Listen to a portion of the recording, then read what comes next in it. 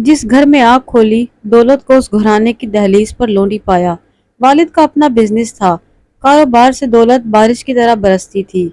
शायद ये मेरे वालदा के नसीब से था। जब उनकी अब्बू से शादी हुई तो कारोबार में रोज बरोज तरक्की होती गई। देखते ही देखते वालिद साहब करोड़पति से अरबपति बन गए। जहाँ ऐसी नेमतें हों फिर किस शय की कमी रह जाती है। मैं वालदैन की इकलौती औलाद थी और औलाद नरीना से मेरे माँ बाप महरूम थे। बस मेरी जात ही उनकी कुल कायनात थी। वो मेरी हर जायज और नाजायज ख्वाहिश पूरी करते थे। एक बार ड्राइविंग का शौक हुआ जबकि मेरी उम्र उस वक्त बामुश्किल 16 साल थी। मेरी खुशी की खातिर बाबा ने ये अरमान भी पूरा किया। उन्होंने खुद ड्राइविंग सिखाई। हर साल मेरी सालगिरह धूमधाम से मनाई जाती और हर दफा मुझे वही तोहफा मिलता जिसकी मैं फरमाइश करती। जिंदगी के दिन बाद सबा के परों पर उड़ते गए। यहाँ तक कि मैं एफएससी कर गई। यूनिवर्सिटी में दाखिले का मरहला था। बाबा चूंकि एक नामवर बिजनेसमैन थे इसलिए जहाँ चाहा वहाँ दाखिला मिल गया। अली वो लड़का था जिसने क्लास में कदम रखते ही मुझे वेलकम किया और पहली ही नजर में वो मेरे मन में समा गया। हमने 4 साल दोस्तों की तरह गुजारे। सालाना इम्तिहान हो रहे थे और अब वो मोड़ आ गया था कि अब हमें जुदा होना था। मेरी ये आदत पुख्ता हो चुकी थी कि मैं जो चाहूँ मिल जाए। अब मुझे हर वक्त ये बात परेशान रखती कि कॉलेज को खैराबाद कहने के बाद मैं अली से क्यों कर मिल पाऊंगी। वालिद साहब ने मुझसे बड़ी उम्मीदें वाबस्ता कर ली थी। वो मुझे आला तालीम दिलवाना चाहते थे कि मैं उनका बिजनेस संभाल सकूं। लेकिन अली से मोहब्बत का रिश्ता इस्तवार होने के बाद मुझे पढ़ाई में दिलचस्पी ना रही। हर वक्त उसका ख्याल रहता। मजीद पढ़ने की बजाय जल्द अज जल्द उसके साथ शादी के बंधन में बन जाना चाहती थी ताकि जुदाई के दर्द से निजात मिल जाए। सालाना इम्तिहान खत्म हो गए। कॉलेज जाना मौकूफ हुआ। रिजल्ट का इंतजार था। इस अरसे में फोन पर अली से बात होती लेकिन उसे घर नहीं बुला सकती थी।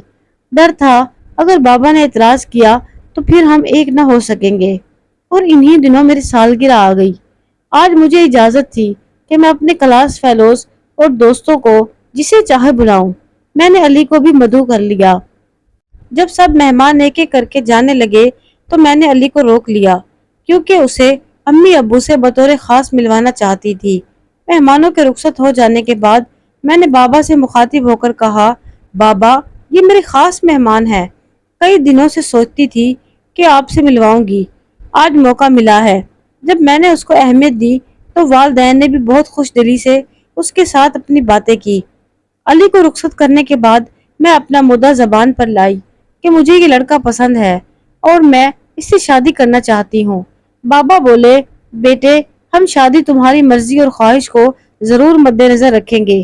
पहले तुम्हारी कोई ख्वाहिश कभी रद्द की है जो अब करेंगे, लेकिन अभी तो सिर्फ पढ़ाई पर तवज्जो दो। मैं तुम्हें बहुत ऊंचा देखना चाहता हूँ। अभी शादी की इतनी जल्दी ही क्या है? अभी तुम्हारी उम्र ही क्या है? पहले स्टडी मुकम्मल कर लो फिर देखेंगे। बाबा ने समझाया लेकिन मैं अड़ गई कि मुझे अभी ही अली से शादी करनी है। कोई चारा न देखकर उन्होंने अली को बुलाया और समझाया कि अभी तुम लोग जल्दी ना करो, बल्कि मरियम को भी तुम समझाओ कि पहले मजीद तालीम हासिल कर लो। अभी तुम लोगों की उम्र पड़ी है, शादी भी हो जाएगी। तुम्हारा भी मैं आला तालीम के लिए बैरून मुल्क दाखिला करवा दूंगा। लेकिन मैं तो अपने महबूब के बगैर एक पल भी न रहना चाहती थी। दिन रात कटते न थे। सख्त बेचैनी थी। दिल किसी बात में न लगता था। नतीजा ये हुआ कि मैं बीमार पड़ गई। बस रोने से काम था। खाना पीना छूट गया। वालिद के मुसलसल इंकार ने मेरी उम्मीद के सारे दिए बुझा दिए। बल आखिर वालदैन मेरी इस हालत को बर्दाश्त न कर सके क्योंकि मैं उनकी खुशियों की वाहिद मरकज थी। अगरचे मेरी जिद गलत थी, वालिद साहब ने दिल से अली को पसंद किया और न कबूल किया। उनके ख्याल में वो मेरे लायक न था। मेरे लिए कोई दूसरा अच्छा रिश्ता उनकी नजर में था, मगर मेरे आंसुओं ने उनको अपना फैसला बदलने पर मजबूर कर दिया। बाबा बहुत परेशान थे।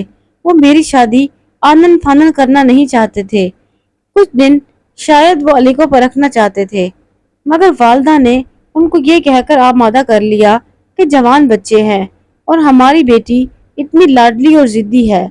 ऐसा ना हो कि हमारे इल्म में लाए बगैर वो उजलत में कोई गलत कदम उठा ले। उन्हें मायूस मत करो। वालदैन अली के घर गए تاکہ اس کی فیملی کو دیکھیں۔ یہ ایک مختصر سی فیملی تھی۔ علی کے ابو بیرون ملک ہوتے تھے۔ ایک بڑی بہن تھی جو شادی شدہ تھی اور اپنے گھر میں تھی۔ علی اور اس کی والدہ بس دو ہی افراد گھر میں رہتے تھے۔ علی کی والدہ نے بھی فوراً رشتہ قبول کر لیا۔ میں خوبصورت تھی، کم عمر اور دولت مند والدین کی بیٹی تھی۔ سبھی کچھ میرا ہی تھا۔ 6 ماہ بعد کی تاریخ مقرر ہوئی۔ اس دوران بھی بابا نے مجھے بہت سمجھایا، مگر مجھ پر بس ایک دھن سوار تھی۔ شاید میں بھول گئی تھی کہ شادی کوئی وقتی سودا نہیں ہوتا، یہ عمر بھر کا معاملہ ہوتا ہے۔ اور وہ دن آ گیا جب میری شادی نہایت دھوم دھام سے میرے من پسند لڑکے سے ہو گئی۔ سلامی میں بابا نے داماد کو قیمتی گاڑی کے علاوہ بہت کچھ جہیز میں دیا۔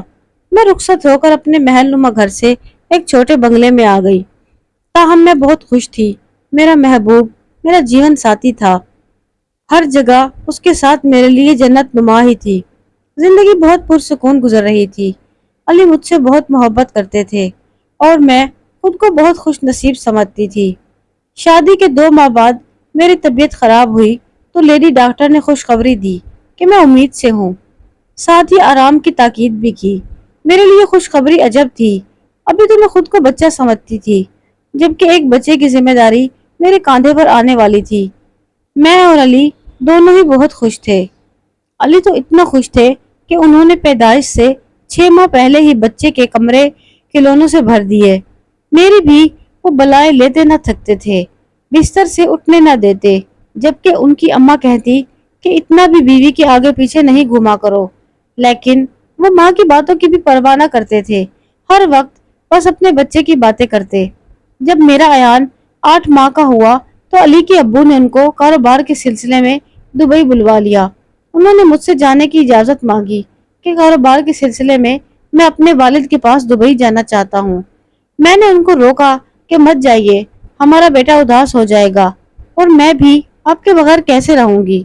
وہ بھی پریشان تھے اور کہا کہ کاروبار کے سلسلے میں جانا پڑ رہا ہے، ادھر مجھے کتنا گھاٹا ہوا ہے تم جانتی ہو۔ اب میں دبئی جا کر قسمت آزمائی کرنا چاہتا ہوں تاکہ تمہیں کسی چیز کی کمی نہ رہے۔ وہ چلے گئے۔ جب وہ کافی مہینے نہ لوٹے اور فون بھی بہت کم کرتے تو میں بہت پریشان رہنے لگی۔ 6 ماہ بعد وہ واپس آئے چند روز رہنے کے لیے۔ والدہ نے کہا کہ میں بھی تمہارے ساتھ جاؤں گی، تمہارے ابو کو آئے بھی کافی عرصہ ہو گیا ہے اور ان سے بھی مل لوں گی۔ علی اپنی والدہ کو ہمراہ لے گئے۔ والد نے بھی کہا تھا کہ والدہ کو لے آنا اور میں والدہ کو وہاں پہنچا کر واپس آ جاؤں گا۔ ان کی ماں کا معاملہ تھا، میں کیا کر سکتی تھی، کیسے روکتی، جبکہ میرا دل بالکل نہ چاہتا تھا کہ وہ جائے اور میں خود بھی ساتھ نہ جانا چاہتی تھی۔ میرے والدین کا بھی میرے بغیر کوئی نہ تھا، میں خود بھی ان کے بغیر ایک ہفتے سے زیادہ دن نہیں نکال سکتی تھی۔ علی کے جانے کے بعد اب میری توجہ کا مرکز عیان تھا۔ میں اس کی دیکھ بھال میں مصروف تھی۔ ادھر علی آتے، چند دن رہ کر واپس چلے جاتے اور کہتے کہ والد بوڑھے ہو گئے ہیں، ان کے کاروبار کو میں دیکھ رہا ہوں۔ میں نے عیان کو اسکول میں داخل کروا دیا اور والدین کے گھر چلی گئی۔ 10 سال کا عرصہ یوں ہی گزر گیا۔ اس بار جب علی آ کر واپس گئے تو کہا اب کی بار میں امریکہ جا رہا ہوں اور وہاں جا کر فون کروں گا، کیونکہ اب ادھر بھی میں نے اپنا کاروبار شروع کیا ہے۔ 2 ماہ بعد تم لوگوں کو بھی بلوا لوں گا، اب تمہیں میرا انتظار نہیں کرنا پڑے گا۔ مگر اب کی بار ایسے گئے کہ پھر رابطہ کیا اور نہ فون کیا۔ میں پریشانی سے مرے جاتی تھی کہ سب خیریت ہو۔ بڑی مشکل سے ان کے ایک دوست کے ذریعے رابطہ کیا تو پتا چلا کہ وہ صحیح سلامت ہے۔ میں نے کہا کہ اب میں اور آپ کے بغیر نہیں رہ سکتی، ہمیں بھی اپنے پاس واپس بلوا لیں۔ انہوں نے کہا ٹھیک ہے، تم اپنی تیاری باندھو، مگر انہوں نے یہ شرط رکھی کہ تم کو میں ایک ہی صورت میں یہاں بلوا سکتا ہوں، اگر تم عیان کو وہاں چھوڑ کر آؤ۔ یہ سن کر میں سکتے میں آ گئی۔ میں کیسے اپنے لخت جگر کو چھوڑ سکتی تھی؟ میری تو ساری خوشیاں ختم ہو گئی۔ مگر وہ ایسے اڑ گئے، یا تو عیان کے ساتھ ادھر ہی رہو یا پھر عیان کو چھوڑ دو، پھر میں تمہیں ادھر بلا لوں گا، کیونکہ عیان کو میں یہاں بالکل برداشت نہیں کر سکتا۔ میں اس انسان پر حیران تھی کہ جس کو عیان ہر وقت یاد کرتا تھا۔ میں نے صاف منع کر دیا۔ 1 سال یہ سوچ کر شوہر کا انتظار کرتی رہی کہ شاید ان کو احساس ہو جائے کہ وہ میرے ساتھ غلط کر رہے ہیں، مگر وہ یہ چاہتے تھے کہ ایان کی ذمہ داری میں اپنے والدین کو سونپ دوں یا اسے کسی یتیم خانے میں دے دوں، لیکن میرے لیے تو وہ میری زندگی، میرا سب کچھ تھا۔ میں نے اسے بہت ناز و نعم سے پالا تھا۔ وہ ایک جیتا جاگتا معصوم بچہ تھا جس کو اس کی ماں کے پیار کے ساتھ راتیں جاگ کر پالا گیا تھا۔ میں ایک منٹ بھی اس کے بغیر اور وہ میرے بغیر نہیں رہ سکتا تھا۔ علی نے بالآخر وہاں دوسری شادی کر لی اور مجھ پر یہ قیامت توڑ دی کہ مجھے طلاق بھجوا دی۔ یہ صدمہ مجھ پر پہاڑ بن کر ٹوٹا۔ 3 سال بعد جاننے والوں نے جو امریکہ سے آئے تھے مجھے بتایا کہ علی 2 بچوں کا باپ بن چکا ہے اور وہ وہاں خوش و خرم ہے، اور یہ سب سن کر میں اور زیادہ بکھر گئی۔ اب مجھے خود کا ہوش نہ تھا۔ فکر تھی تو ایان کی کہ اس کا کیا ہوگا۔ ایان پر یہ راز جوان ہونے کے بعد کھلا کہ اس کے باپ نے اسے کیوں قبول نہ کیا۔ وقت گزرتا رہا، میں بیٹے کے سہارے زندگی کے روز و شب گزارتی رہی، یہاں تک کہ وہ جوان ہو گیا اور کالج جانے لگا۔ اب وہی میری امیدوں کا مرکز تھا، میں اسے دیکھ کر جیتی تھی۔ کالج سے آنے کا وقت ہوتا تو دروازے پر کھڑی ہو جاتی، ذرا دیر سے آتا تو پریشان ہو جاتی۔ کچھ دنوں سے میں محسوس کر رہی تھی کہ اس کا رویہ میرے ساتھ کچھ بدلا بدلا سا ہے۔ وہ دیر سے گھر آنے لگا ہے اور پڑھائی میں بھی دلچسپی نہ لیتا، اور اکثر شام کو گھر سے نکلتا تو رات گئی ہی لوٹتا تھا۔ میں ایان کے لیے سخت فکر مند رہنے لگی۔ انہی دنوں ایک روز کالج سے فون آیا۔ اس کے پرنسپل نے مجھے بلوایا، بتایا کہ ایان کا اٹھنا بیٹھنا کچھ غلط قسم کے لڑکوں میں ہے اور شک ہے کہ انہوں نے اسے نشے کی لت لگا دی ہے۔ کلاس میں بھی اس کی حاضری کم رہتی ہے، حالت بھی غیر معمولی ہوتی جا رہی ہے، اور یہ حقیقت کھلی کہ میرا بیٹا چرس پینے لگا تھا۔ ہم نے اسے بہت سمجھایا، بابا نے بھی سختی کی، مگر اب بہت دیر ہو چکی تھی۔ یہ لت ایسی پختہ ہو گئی کہ کئی بار اس نے میرے پرس سے پیسے بھی چرائے۔ مجبور ہو کر بابا نے کئی دن اس کو کمرے میں بند رکھا، چرس نہ لینے دی، جس سے وہ بیمار ہو گیا۔ ہم نے اس کا بہت علاج کروایا۔ وہ اب اس قدر کمزور ہو گیا تھا کہ ٹھیک سے چل بھی نہ سکتا تھا۔ شاید اس نے اس بات کا بہت زیادہ اثر لے لیا تھا۔ ایک دن امی اور میں علی کے بارے میں باتیں کر رہے تھے۔ ہمیں خبر نہ ہوئی کہ اچانک ہی ایان وہاں آ گیا اور اس نے ہماری وہ باتیں سن لی تھی۔ دراصل جن دنوں میں امید سے تھی تو ایک روز میرا جی گھبرانے لگا۔ میں نے شوہر سے فرمائش کی کہ آؤٹنگ پہ چلتے ہیں۔ وہ بولے کہ دور نہیں جائیں گے، تم کو ڈاکٹر نے ریسٹ کا کہا ہے۔ جب ہم گاڑی میں بیٹھے میں نے ضد کی کہ ڈرائیونگ میں کروں گی۔ علی نے مجھے بہت سمجھایا کہ اس حال میں ڈرائیونگ ٹھیک نہیں ہے، مجھے گاڑی چلانے دو۔ میں صدا کی ضدی نہ مانی اور زبردستی ڈرائیونگ سیٹ پر بیٹھ گئی۔ وہ بے بس اور مجبور ہو گئے اور خاموشی سے بیٹھے رہے، البتہ تاکید کرتے رہے کہ گاڑی آہستہ اور احتیاط سے چلاؤ، مگر مجھے تو تیز ڈرائیونگ کا شوق تھا اور میں اسی میں لطف لیتی تھی۔ بھول گئی کہ میں امید سے ہوں۔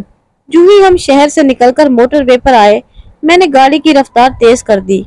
علی مجھے روکتے رہ گئے لیکن میں ایک نہ سنی۔ امی نے بھی کہا کہ ان دنوں لمبا سفر نہیں کرتے، تم لانگ ڈرائیونگ ہرگز مت کرنا۔ جس لڑکی نے ہمیشہ من مانی کی ہو بھلا وہ کس کی سنے گی۔ نتیجہ یہ ہوا کہ اچانک سامنے سے آتے ہوئے ٹرک سے ہماری گاڑی کا حادثہ پیش آیا۔ گاڑی میرے بے قابو سے باہر ہو گئی۔ ہماری گاڑی کا چھوٹا سا ایکسیڈنٹ ہو گیا۔ جب ہاسپٹل گئے تو ڈاکٹر نے بتایا کہ شکر کرو جان بچ گئی، مگر اب تم کبھی دوبارہ ماں نہیں بن سکو گی۔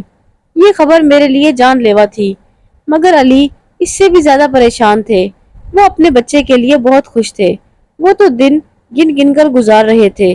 میں بہت دنوں روتی رہی، بڑا صدمہ لیا، لیکن اب کیا ہو سکتا تھا۔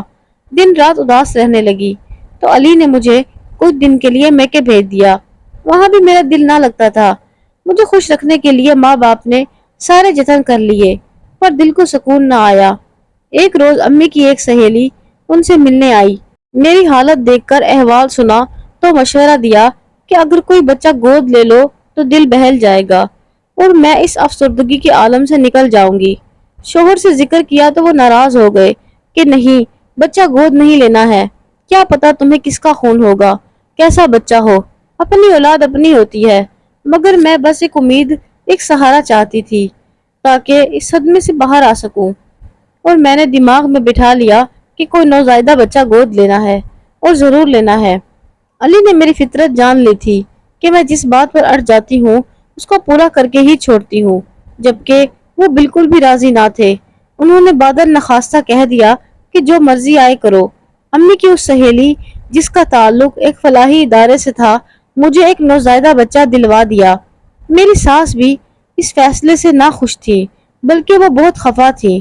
ان کا کہنا تھا کہ بہو بانجھ ہے، میرا بیٹا تو بانجھ نہیں، وہ اولاد پیدا کرنے کے لائق ہے، تو کیوں ہم پرائی اولاد گود میں لیں۔ میں بیٹے کی دوسری شادی کروں گی تاکہ حقیقی اولاد کی خوشی دیکھوں۔ مجھے یقین تھا کہ علی کی ماں ہرگز نہ سنے گی۔ دوسری شادی کسی صورت نہیں کریں گے کیونکہ وہ مجھ سے بہت محبت کرتے تھے۔ خیر میں نے جو بچہ گود لے لیا میں نے ہی اس کا نام ایان رکھا۔ علی کو اس بچے سے بالکل محبت نہ تھی، وہ میری خاطر اسے اٹھاتے اور پیار کر لیتے مگر دل سے اسے نہیں کرتے تھے۔ مگر میں نے تو ایان کے لیے دن رات ایک کر دیے، یہاں تک کہ شوہر کو بھی نظر انداز کر دیا۔ پتہ نہیں میری اس روش نے کب علی کو مجھ سے دور کر دیا اور پھر وہ دبئی چلے گئے۔ آج میں اور امی یہی باتیں کر رہے تھے کہ ایان لہپالک ہے، تبھی علی نے اس کو چھوڑا اور بیرون ملک جا کر اولاد کے لیے دوسری شادی کر لی۔ وہ تو آج تک اسے باپ سمجھا کرتا تھا اور اتنا سب ہونے کے باوجود اس سے محبت کرتا تھا۔ وہ اس حقیقت کو برداشت نہ کر پایا کہ علی اس کا سگا بیٹا نہ ہونے کے باعث نفرت کرتا ہے۔ اس حقیقت نے اس کو توڑ کر رکھ دیا اور وہ خود کو نقصان پہنچانے کے در پہ ہو گیا۔ اسے اپنے آپ سے ہی نفرت ہو گئی۔ اس نے مجھے تو نہ بتایا مگر نشے میں پناہ لے لی۔ علاج کروانے کے باوجود اس نے نشہ ترک نہ کیا۔ بابا بھی اب بوڑھے اور تھک گئے تھے، ایان سے مایوس ہو گئے تھے۔ ایک دن وہ دل کے دورے سے جاں بحق ہو گئے اور ان کے بعد امی صرف 2 سال جی پائیں۔ بابا کا کاروبار سنبھالنا میرے بس کی بات نہ تھی۔ چچا اور ان کے بیٹوں نے بزنس کو سنبھالا اور رفتہ رفتہ وہ ہر شے پر قابض ہوتے گئے۔ مجھے صرف اتنا خرچہ دیتے کہ آسانی سے گزارا کر سکتی تھی۔ نشے نے دیمک کی طرح ایان کو چاٹ لیا، وہ بستر سے لگ گیا۔ ایک روز موت سے لڑتے لڑتے زندگی کی بازی ہار گیا اور میں بھری دنیا میں اکیلی رہ گئی۔